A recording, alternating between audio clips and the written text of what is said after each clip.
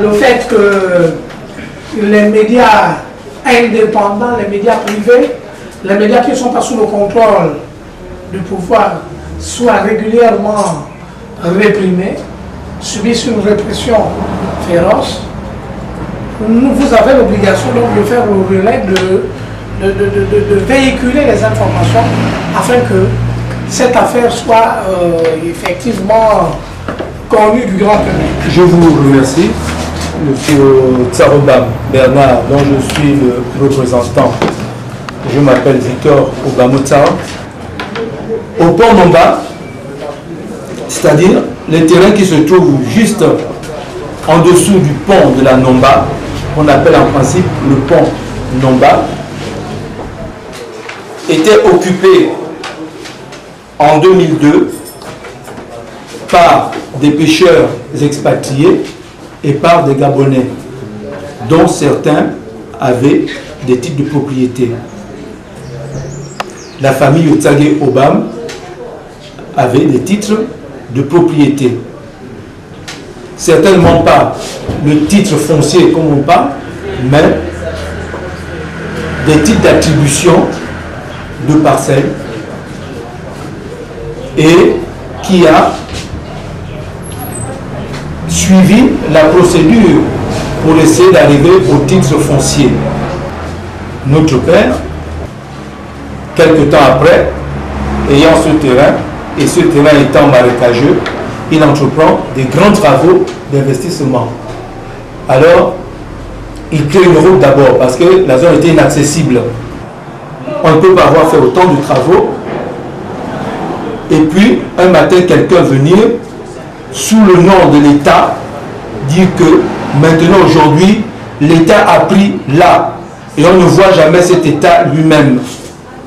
Pas un ministre qui vient, pas un directeur général qui vient, personne ne nous appelle pour nous dire, écoutez, monsieur, compte tenu des projets de l'État, etc., votre terrain étant celui qu'il faut pour que les Gabonais puissent demain avoir la croissance que l'on veut, vous étant tous seuls, n'étant qu'une famille, l'État voudrait prendre là, mais cependant, l'État voudrait vous proposer quelque chose ailleurs, parce que pensons d'abord au plus grand nombre plutôt qu'à nous-mêmes.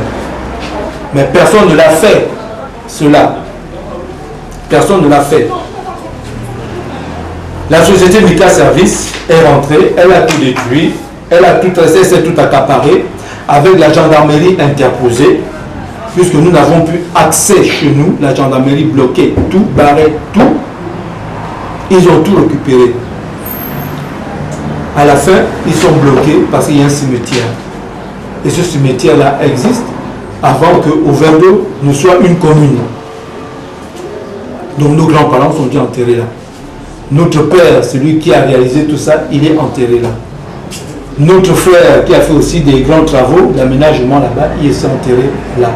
Nos sœurs, etc., tout le monde est enterré là. Et ils ont décidé d'aller enlever ce cimetière sans nous avertir. L'État a demandé l'immatriculation de 2 terrains en section MN3. A 2. Alors, l'État a demandé d'immatriculer pour son compte un terrain au pont Nomba de 10 hectares 58.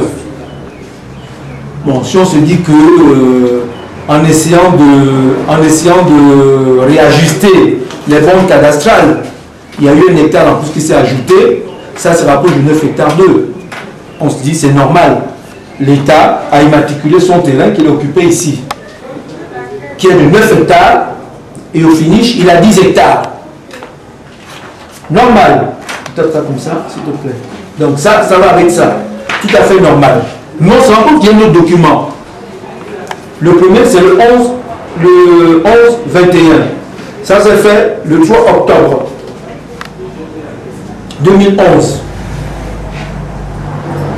Le 3 octobre 2011. Mais je vous informe que le 3 octobre 2011, Mika Service, depuis longtemps, est rentré dans notre terrain. Donc il est rentré en janvier, février, mars, en avril à peu près dans notre terrain. Donc sans document. autre document qui le suit, qui est le décret 1122 d'attribution définitive également, et qui dit que l'État prend encore 14,27 hectares en un même 3. Donc, vous voyez, nous sommes ici, ça fait 9 hectares. Bon, maintenant, les 14 hectares, je ne sais pas où on les situe, ou alors on prend les propriétés qui sont là. Parce que là, nous sommes en MN3. Mais curieusement, au lieu de l'appliquer en MN3, c'est marqué ici MN3. Je ne dis rien de répréhensible ou bien de mensonge. C'est marqué ici MN3. Alors, on ramène ce décret-là, on vient l'appliquer en MN4 et en MN2. Voilà la situation. Voilà, un décret qui est en MN3, on vient l'appliquer en MN4 et en MN2. Et il me semble que c'est par rapport à ce décret qui devait arriver que Mika Service a pris les devants pour aller nous casser, nous déloger, enlever tout ce qu'il y avait là, toute la terre, tout le sable, tout, en prévision certainement de ce décret-là. Il y a quand même problème. Il y a quand même problème. Maintenant que notre famille se plaint, on nous retoque que Mika Service, spécialement retoque, que nous avons un vieil arrêté de 1973 et que, compte tenu du fait de cet arrêté, l'État, c'est Mika Service qui parle, parce que l'État n'est jamais venu me parler. C'est Mika Service qui parle. L'État a décidé de nous dédommager sur le bâti, c'est-à-dire sur les maisons en planche que nous avons pour les pêcheurs. Pourquoi des maisons en planche? Tout simplement pour marquer toujours notre présence sur le site. Et ensuite, quand on voudrait réaliser notre projet, il est facile d'enlever les maisons en planche. Parce que commencer à construire les maisons en dur, là ça pose le problème. Voilà pourquoi tout simplement ces maisons en planche étaient là. Alors donc, nous sommes indemnisés sur le bâti. Eux-mêmes, ils ont calculé ça sans nous appeler. Ils ont estimé que ça faisait 35 millions. Mais je ne comprends pas pourquoi nous nous investissons plus de 2 milliards sur un site avec un papier de l'État à l'appui et que l'on nous dise que on nous rembourse sur le cadre bâti. Mais enfin, dans ce cas, à quoi sert la loi? Pourquoi faire des papiers alors? Moi, si je le savais alors, nous n'aurions pas fait autant de travaux. On aurait dû mettre les maisons en planche partout et qu'on nous rembourse uniquement sur le cadre bâti. Voilà l'illogique déjà de M. Kouakou lorsqu'il se met à parler. Et je vous rappelle toujours que ce qui est drôle, c'est qu'il parle au nom de l'État et que l'État lui-même qui est concerné, on ne le voit pas. Nous avons porté plainte en première instance. Nous n'avons pas vu l'État. Et pourtant, des assignations ont été déposées au ministère de l'Urbanisme, l'agent public du Trésor, au ministère des Impôts. Partout on nous a orientés, mais l'État ne s'est jamais présenté. Par contre, à la barre, Mika Service est venu. Mika Service, par son représentant qui était son avocat, à la barre, a bien dit qu'il s'agit d'un effet du presse. Donc, ça veut dire que celui qui a la force, je l'interprète comme ça, celui qui a la force, qui a le pouvoir, vient arracher sur l'autre parce que il est à côté de celui qui a le pouvoir, il a la protection de celui qui a le pouvoir, comme nous, famille Otsagé. Nous n'avons personne dans le pouvoir, alors nous sommes un cobaye qu'il faut absolument arracher tout ce qu'il a investi. Nomba a un projet de port de pêche. Ce projet de port de pêche, il est rendu à la présidence de la République. Il est là, vous voyez. Le ment est là, dans notre président de la République. Vous avez ici les éléments sur le projet, etc. Avec tous les travaux que nous avons réalisés en 2010 dans la zone. C'est là. Je vais vous parler de ça tout à l'heure.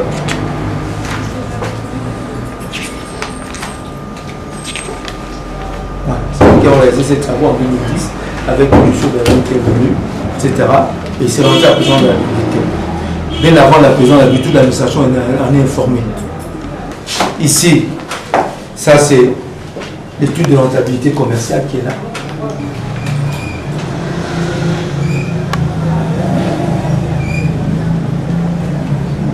Et là, il n'y a que les simples dégâts, parce qu'il y a juste autre chose. Bon, 1,1 milliard. Donc, quand je vous dis qu'on a plus de 2 milliards, je ne lance pas à la volée. C'est vraiment, on a des éléments pour dire que c'est plus de 2 milliards. Et ce n'est pas nous qui avons fait ça, c'est le ministère des TP, le ministère des TP.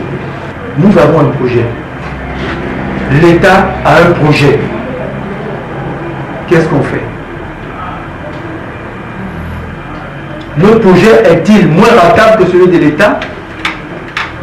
En commençant, le projet aura entre 200 et 250 emplois. Donc, à partir des directeurs jusqu'aux techniciens du sol, de surface, pardon. Sans oublier les emplois qui seront générés par les faits induits. Nous demandons que si c'est l'État qui est derrière cette affaire, eh bien que l'État se présente. Pourquoi l'État se cache derrière le cas service? Où est-ce qu'on a vu ça? Dans quel pays on a vu l'État se cacher derrière l'opérateur économique? Qui vient, qui nous écoute, venez, la famille Otsake, voilà ce que nous on a, qu'est-ce que vous avez, qu'est-ce qu'on peut faire? Et on s'arrange.